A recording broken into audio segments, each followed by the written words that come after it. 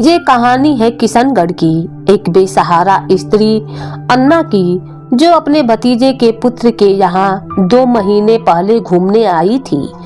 उस स्त्री का एक बेटा था क्रिस्टो, जो अब उससे अलग रहता था। मौसी के भतीजे पुत्र का नाम विभूति तथा पत्नी का नाम रमोला था। विभूति को 2 बच्चे थे। रमोला मौसी के स्वभाव से बहुत ही चिढ़ती थी। वह मन ही मन यह प्रश्न करती थी कि तुम कौन हो, यहाँ क्यों हो, भला तुम सारी जिंदगी यही टिके रहने की आस लगाए बैठी हो। अन्ना मौसी भले ही अनपढ़ हो, लेकिन वह इस भाषा को पढ़ सकती थी, पर वह यह भी जानती थी इस भाषा में छुपे सवालों का जवाब वह कैसे दे।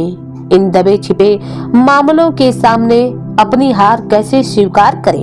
और यही वजह है कि जाने अनजाने या किसी नौकर नौकरानी या घर के नन्हे मुन्नों से हो गई किसी भूल या चूक गलती के बहाने उसे वह तूफान खड़ा कर देती थी। इस पर जंग लगे पुराने बक्से के सिवा अन्ना मौसी के पास और कोई संपत्ति नहीं थी। आज अचानक एक नटखट बच्चे का पांव उसके ऊपर पड़ गया तो वह अपने को बड़ा आहत महसूस कर रही थी और घंटों भर से चीख और चिल्ला रही थी, अरे मेरे गले में फंडा डालो रे, अरे बहन बेटी, दामाद के घर पर पड़ी पड़ी मैं मलाई और रबड़ी उड़ा रही हूँ, लेकिन अब और नहीं बाबा, इस नौकर चाकरों की लात मैं नहीं खाऊंगी। अरे विभूति कहाँ चला गया, अभी तू तुरंत जाकर मेरे क्रिस्टो को तार दे दो, वह मुझे लिवा जाएगा। वह बेकार हो, कंगाल हो, मेरी कोख का जाया तो है, उसका दाना पानी हराम का तो नहीं है। इस मलाई रबड़ी से मुझ अभागन का क्या काम, मैं बेटे के घर में खुद ही उबाल कर खा लूंगी। तू जा और जल्दी से तार भेज दे। विभूति कमरे के अंदर चुप बैठा किसी मुवक्किल की फाइलें उलट रहा था। उसे देखकर यह नहीं जान पड़ता था कि उसके कानों में बात भी पड़ रही है, लेकिन रमोला मौसी की बातों से जल भुनकर राख हो गई। वह गुस्से में विभूति के पास गई और तमतमाती हुई कमरे में दाखिल हुई और फट पड़ी। आखिर ऐसा कब तक चलता रहेगा। विभूति जैसे असहाय सा जान पड़ा। उसने बड़ी बेबसी से कहा, तो फिर किया ही क्या जा सकता है। नहीं, कुछ नहीं किया जा सकता है ना, बस चुपचाप बैठे बैठे इस गाली गलौज को सहन करते रहो। क्या बात है। विभूति ने उत्तर में जो कुछ कहा वह टालने वाला ही था। ऐसा करो कि उसके साथ थोड़ा निबाह करके ही चलो। निबाह कर, ओ फिर तो बादल और मिट्ठू को लेकर मुझे इस घर संसार से विदा होना ही पड़ेगा। इसके सिवा उससे निबाह कर पाने का और कोई चारा नहीं है। लेकिन इतना तो मुंह से फूटो कि मैं किस खुशी में हमेशा इतनी अशांति झेलती रहूं। विभूति ने झुंझलाकर कहा, जरा धीरे बोलो। अच्छा यह तो बताओ कि क्या किया जा सकता है। किसी का स्वभाव तो बदला नहीं जा सकता। अब बीच में समझाने और बुझाने की कोशिश तो करता ही रहता हूँ। हाँ, काम तो तुम हमेशा समझदारी का ही करते हो। ठीक है, तो फिर यह नौटंकी चलती रहे। वे जी भर कर हमें कोसती रहे, चाहे बकती झकती रहे। दिन में 5 बार तुम्हारे घर से चले जाने का ढोंग रचती हैं और तुम उन्हीं की तुम ही हो माता पिता कहकर आरती उतारते रहते हो। विभूति ने आहत हंसी के साथ पूछा, तो फिर क्या करूं? मैं यह तो नहीं कह सकता कि ठीक है चली जा। और तुम तो अच्छी तरह जानती हो रमोला कि हम लोगों के सिवा उनका कोई दूसरा ठौर ठिकाना भी नहीं है। रमोला ने खींच भरे स्वर में कहा, जानती कैसे नहीं भला, खूब अच्छी तरह जानती हूँ, तभी तो इतने दिनों से सब कुछ चुपचाप सहन करती जा रही हूँ। लेकिन जिसे इस बात का हमेशा होश रहना चाहिए था, उसे यह सब बताए बिना एक नकली दुनिया रचकर और कितने दिनों तक यह सब चलता रहेगा। आखिर कब तक? मैं यह समझ नहीं पाती कि एक गलत बात का ढोल कब तक पीटा जा सकता है। यह तो अजीब बात है। जो लड़का 6 महीने पहले मर गया और भूत हो गया, उसका इतना रोब। ओह रमोला, तुम क्या कोई बात आहिस्ता से नहीं बोल सकती? आहिस्ता से। भला क्यों बोलूं, मैं कोई गूंगी तो नहीं, रमोला कहती गई। मैं तुम लोगों की तरह फालतू के सेटलमेंट में पड़ी रहना नहीं चाहती, और मरने की खबर सुनकर किसी का हार्ट भी फेल होते हुए भी मैंने नहीं देखा है। हो सकता है कि तुम्हारी इस मौसी के प्राण पखेरु उड़ जाए, लेकिन याद रखना, मैं बता देती हूँ, मैं ज्यादा दिनों तक इस लुक्का छिपी वाला खेल नहीं खेल पाऊंगी। तुम यह सब उसके मुंह पर कह सकोगी रमोला? रमोला ने उखड़े स्वर में कहा। इसमें कह सकने और न कह सकने की बात क्या है? इस बात को तो हमेशा के लिए थोड़े छुपाया जा सकता है, जितने दिन तक संभव हो, और फिर इसमें हमारा नुकसान ही क्या है रमोला? बात नफा और नुकसान की नहीं है, लेकिन झूठ आखिरकार झूठ ही है। अगर उसके हक में कोई बात नहीं जाती तो नहीं जाती, और ऐसा न होता तो फिर दुख संवाद या बुरी खबर जैसे कोई बात ही नहीं होती। 2 दिन रोएंगी, चिल्लाएंगी, हाथ पांव पटकेंगी, और क्या? इसके बाद सब ठीक हो जाएगा, या तो समझ जाएंगी कि मैं आखिर किस जमीन पर खड़ी हूँ। तुम्हारा यह फालतू का सेटलमेंट एकदम बेमानी है। यह कहकर रमोला पांव पटकती हुई कमरे से बाहर निकल गई, और उधर विभूति खुले दरवाजे की तरफ फटी आंखों से देखता रहा। उसके मन में रमोला की बातें घूमती थीं, और वह मन ही मन सोचता था कि आखिर रमोला भी पढ़ी लिखी हुई है। अपनी साफ सुथरी और खरी जुबान में चाहे जो भी कहे, जैसे भी घुमा फिरा कर कहे, उसका मतलब बिल्कुल साफ था। विभूति की यही तो एक कमजोरी है, एक तरह की अस्वाभाविक भावुकता।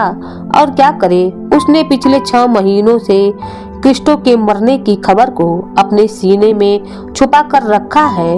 इस बारे में अन्ना मौसी को कुछ भी कह पाने का साहस नहीं जुटा पाया। मौसी के दिन में 10-10 बार चिरौंजी करने पर भी विभूति क्रिस्टो को तार नहीं भेजता। इस बात को दोहराना गलत ही होगा कि क्रिस्टो नामक सपूत पर अन्ना मौसी को बड़ा भरोसा था। वह तो थोड़े ही दिनों के लिए अपनी सेहत सुधारने के लिए बहन बेटी के घर आई थी। अपने होनहार बेटे के लिए 2 जून अन्न पाने की तनिक भी उम्मीद नहीं थी। अन्ना मौसी को दरअसल उनके बेटे का ठौर ठिकाना गांव के बाहर एक पिछड़ी बस्ती में ही था। जब कभी उसे रुपए पैसे की जरूरत पड़ती, वह घर आ धमकता और माँ से अनाप शनाप बकझक करता रहता, और अगर उसे पैसे न मिलते तो वह बर्तन भाड़े लेकर गायब हो जाता, और फिर कुछ दिनों तक पता नहीं कहाँ पड़ा रहता। अपने बेटे से पूरी तरीके से निराश हो जाने के बाद ही मौसी ने अपने घर के दरवाजे पर ताला लगाकर बेटी जमाई के घर आ पहुंची थी। हालांकि बेटी और जमाई महीने के खर्च भेजते थे। मौसी सोचती थी, उनके खर्च से यहाँ रहूं चाहे उनके घर रहूं, बात तो एक ही है। इसी उद्देश्य से मौसी विभूति के घर आकर रहती थी। धीरे धीरे कुछ साल बीत गए। मौसी खूब ही रमोला को डांटती रही, और रमोला उनकी बातों को सहन करती रहती।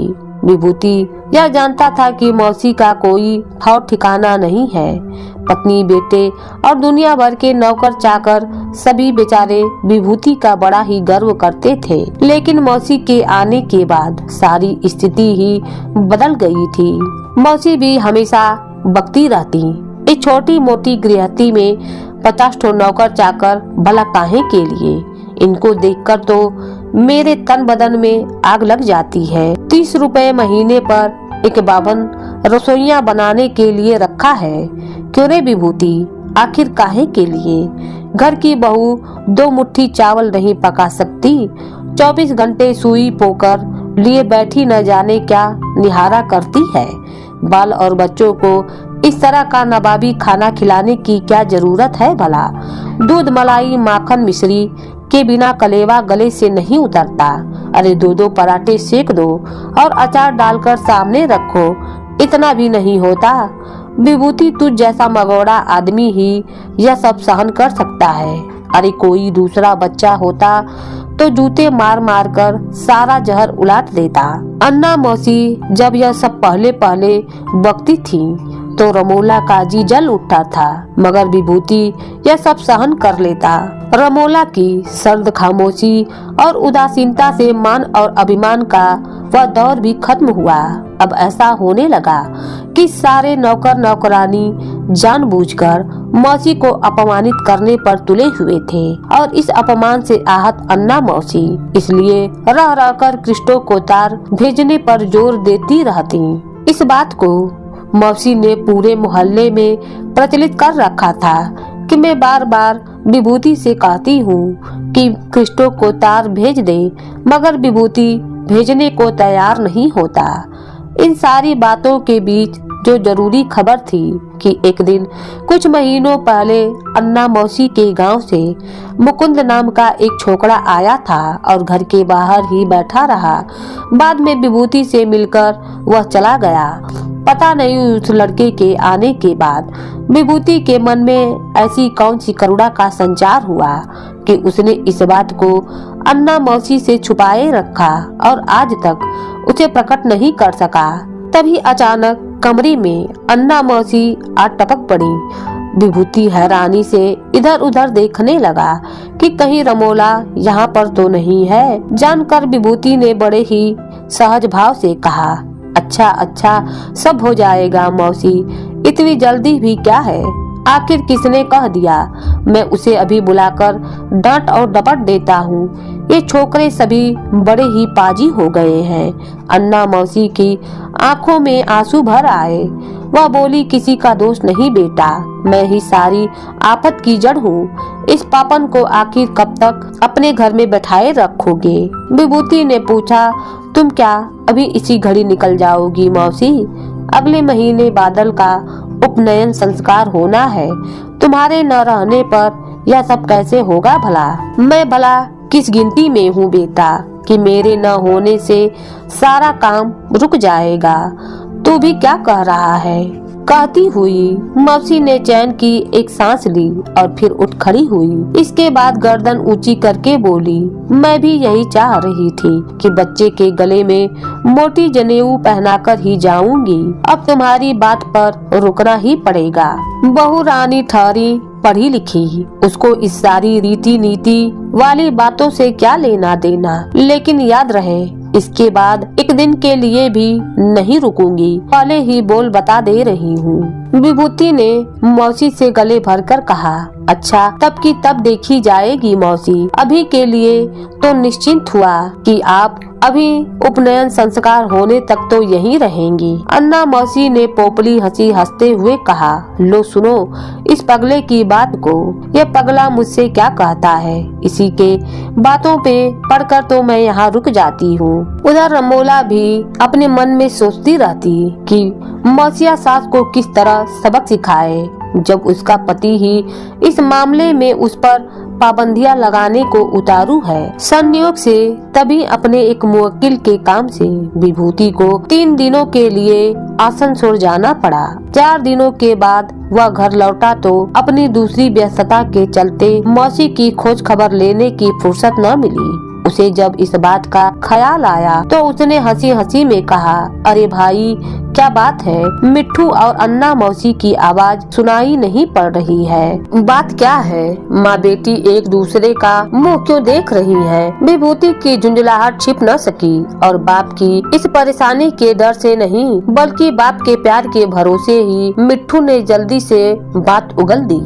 अन्ना दादी कृष्टो चाचा की मौत की खबर सुनने के बाद 2 दिनों से गुमसुम बैठी हैं अपने कमरे में। विभूति लगभग 1 मिनट तक घरवाली की ओर चुपचाप देखता रहा। उसके होठों पर फिर एक कुटिल मुस्कान खिंच गई। उसने पूछा, इतना अच्छा मौका तुम भला क्यों छोड़ सकती थी, है ना? रमोला ने तिरस्कार का उत्तर तो पहले से ही तैयार कर रखा था। बुझलते स्वर में बोली, अच्छा घबराने की जरूरत नहीं है। अचानक उस खबर के बारे में जानकर वह कोई पागल नहीं हो गई। यह ठीक है कि वह 2 दिन से चुप्पी सारे बैठी हैं, लेकिन अपनी बेहयाई छिपाने के लिए, और मौत की यह खबर उनके लिए कोई नई बात नहीं थी। तुम्हारी इन जैसी मौसियों और बुआओं के चरणों में कोटि कोटि और बार बार नमस्कार करने को जी चाहता है। अपने इकलौते और जवान बेटे की मौत की खबर तक को एक सिरे से हजम कर जाने वाली, और पिछले 6 महीनों से उसी बेटे का नाम ले लेकर जो औरत नौटंकी कर रही थी, उसे और कहीं नहीं तुम्हारे ही घर में देखा है मैंने। विभूति को यह सारी बातें बड़ी अजीब सी लगी, लेकिन रमोला के कुटिल और विद्रूह स्वभाव को देखकर उसने दूसरा कोई सवाल नहीं पूछा। उसके चेहरे की तरफ देखता ही रह गया। विभूति कमरे में ढूंढने मौसी के पास चला गया, लेकिन मौसी कहीं इधर उधर दिखाई नहीं दी। वह बक्से के कोने में चोर की तरह सिमट कर बैठी थी। विभूति को देखते ही उसने अपने आप को और भी सिकोड़ लिया। विभूति वहाँ पहुँच गया। उसने बिना भूमिका के कहा, अपने घर जाओगी मौसी? घर? अचानक मौसी को जैसे तिनके का सहारा मिल गया। उसने बड़ी बेचैनी से चिरौजी भरे स्वर में कहा, हाँ बाबा, वहीं जाऊंगी। 2 दिन से सोच रही थी, पर कुछ तय नहीं कर पाई थी। जैसे भी हो मुझे मेरे घर भिजवाने का कोई इंतजाम कर दो। वहाँ जाकर क्रिस्टो के नाम पर गला फाड़ फाड़ कर थोड़ा रो तो लूंगी। मैं महापापनी हूँ रे बेटा कि मौत का दुख हजम करके पिछले 6 महीनों से हांडिया भर भर भात बकोसती रही हूँ, और यह सब देखकर ऊपर बैठा क्रिस्टो कैसे खिलखिलाकर हंस रहा होगा। अपनी टूटी मड़ैया में छाती पीट पीट कर मैं उस पाप का प्रायश्चित करूंगी। विभूति ने आसपास देखते हुए कहा, लेकिन क्या तुम्हें इस बारे में पता था मौसी? अन्ना मौसी एकदम बिखर गई। इस सवाल पर उसने अपने टूटे स्वर में धीरे धीरे कहना शुरू किया, हाँ बेटा, पता कैसे नहीं होता। माँ की आत्मा क्या ऐसी खबरों से अनजान रहती है? मन ही सब बता देता है। मुकुंद उस दिन तुमसे मिलने आया था और तुमसे मिलकर बाहर ही बाहर चला गया। तभी मुझे इस बात का अंदेशा हो गया था।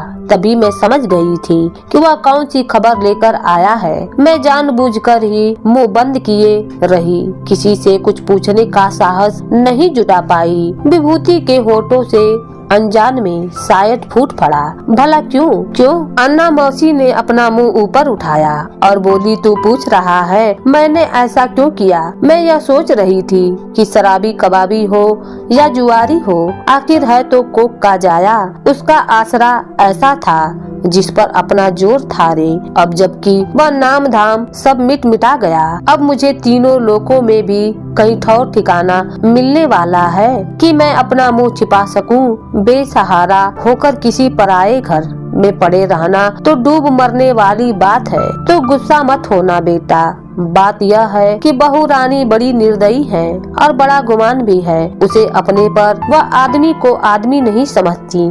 उसकी छांव में अपने को बहुत छोटा बनाकर ही रहना पड़ता है, और मैं इस बात को मानने के लिए तैयार नहीं थी कि मैं उसके पास पूरी तरह से बेसहारा होकर पड़ी रहूं।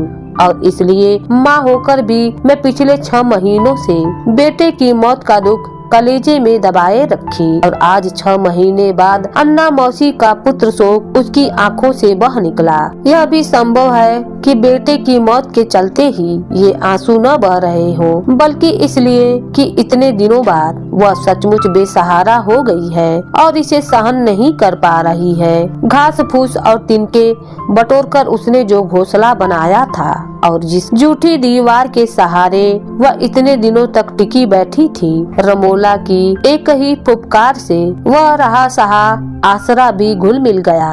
और अब उसके बूते अन्ना मौसी वहाँ कैसे टिके रहेंगी?